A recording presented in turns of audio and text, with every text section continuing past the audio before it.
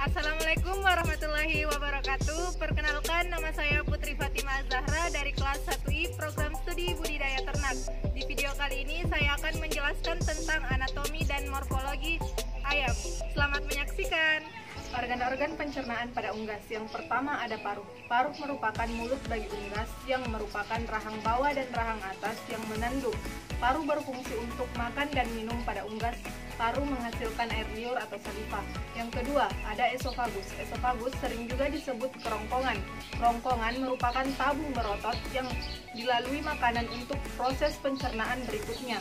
Pada esofagus terjadi gerak peristaltik untuk mendorong makanan masuk ke pencernaan berikutnya. Yang ketiga, ada tembolok. Tembolok merupakan suatu pelebaran kerongkongan yang terdapat di antara proventriculus atau lambung kelenjar dan mulut.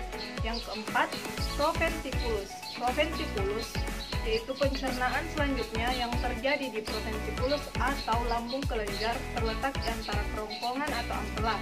Di sini terjadi pencernaan secara enzimatis yang merupakan makanan sehingga mudah dicerna. Pencernaan di proventriculus terjadi dalam jangka waktu yang singkat. Yang kelima, ampela atau gisart. Setelah dicerna di proventriculus, makanan masuk ke dalam ampela atau gisart atau disebut juga perut otot. Ampela memiliki otot yang kuat dan permukaan yang tebal. Di sini terjadi pencernaan secara mekanik. Makanan akan digiling dengan batuan batu-batu kecil yang sebelumnya dimakan oleh unggas sehingga makanan berukuran lebih halus lagi. Yang keenam, usus kecil. Setelah dicerna di ampela, makanan masuk ke dalam usus kecil atau duodenum, jejunum, dan ileum. Mukosa usus halus berfungsi untuk menggerakkan makanan dan memperluas permukaan untuk menyerap sari-sari makanan oleh fili-fili pada dinding usus. Yang ketujuh, usus buntu. Unggas memiliki dua saluran usus buntu atau yang disebut sesum. Pencernaan juga terjadi sedikit pada usus buntu. Saluran pencernaan ini terjadi pencernaan karbohidrat, protein, dan absorpsi air. Yang kedelapan, usus besar. Pencernaan selanjutnya terjadi pada usus besar. Ukuran usus besar memiliki diameter 2 kali usus halus. Usus besar berfungsi merombak sisa-sisa pakan yang tidak tercerna menjadi feses. Yang kesembilan atau yang terakhir, proses pencernaan yang terakhir terjadi pada kloaka. Kloaka merupakan tempat pengeluaran sisa-sisa atau ampas dari pencernaan atau feses dan urin. Setelah makanan selesai dicerna, sisa-sisa makanan atau feses akan dikeluarkan melalui kloaka. Urin akan dikeluarkan bersama feses. Organ-organ respirasi unggas. Yang pertama, nares anterioris atau lubang hidung memiliki jumlah sepasang terdapat pada pangkal rostrum bagian dorsal. Yang kedua, nares posteriores memiliki jumlah 1 buah terletak pada bagian tengah. Yang ketiga, glotis. Glotis ini terletak pada belakang pangkal lidah dan ke dalam laring. Yang keempat, laring terdapat di dekat dengan bagian yang dibantu dengan cartilago bisidae dan cartilago aricipiondae yang memiliki jumlah sepasang. Yang kelima, trakea. Trakea adalah lanjutan dari laring ke arah kandal. Bagian ini hampir menyerupai pipa yang mempunyai cincin tulang yang disebut annulus racialis. Yang keenam, bronchus.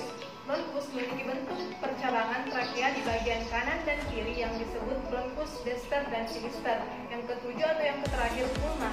Ini terdapat pada ujung bronchus yang memiliki jumlah sepasang melekat pada bagian dinding dorsal toraks.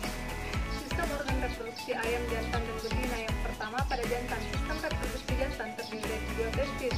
Testis tidak pernah turun ke dalam skrotum eksternal seperti pada mamalia. Testis terdiri dari saluran tubulus seminiferus yang menuju ductus deferens. Yang kedua, betina.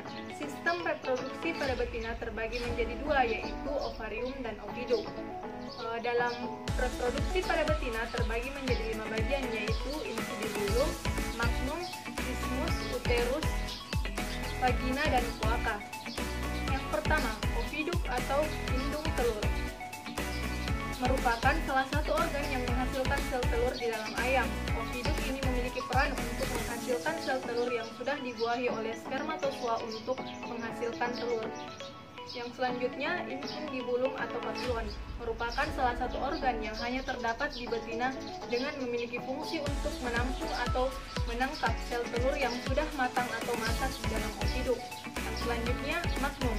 Magnum merupakan organ lanjutan dari infundibulum dengan memiliki fungsi untuk membentuk putih telur yang dihasilkan oleh infundibulum dan oviduk 3-4 jam.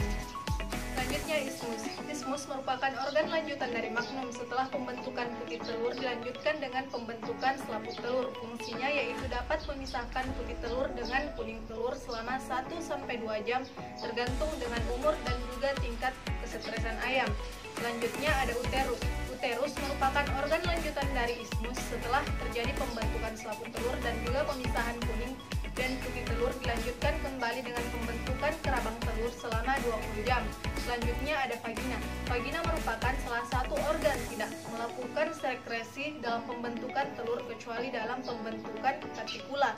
Fungsinya hanya tempat lintasan telur dan juga lintasan urin serta feses. Yang terakhir ada kloaka. Kloaka merupakan organ akhir di dalam reproduksi ayam. Organ ini juga merupakan organ tempat pengeluaran telur yang sudah jadi dalam tubuh ayam. Sekian penjelasan dari saya, kurang dan lebihnya mohon dimaafkan. Wabillahi taufiq wal hidayah. Wassalamualaikum warahmatullahi wabarakatuh.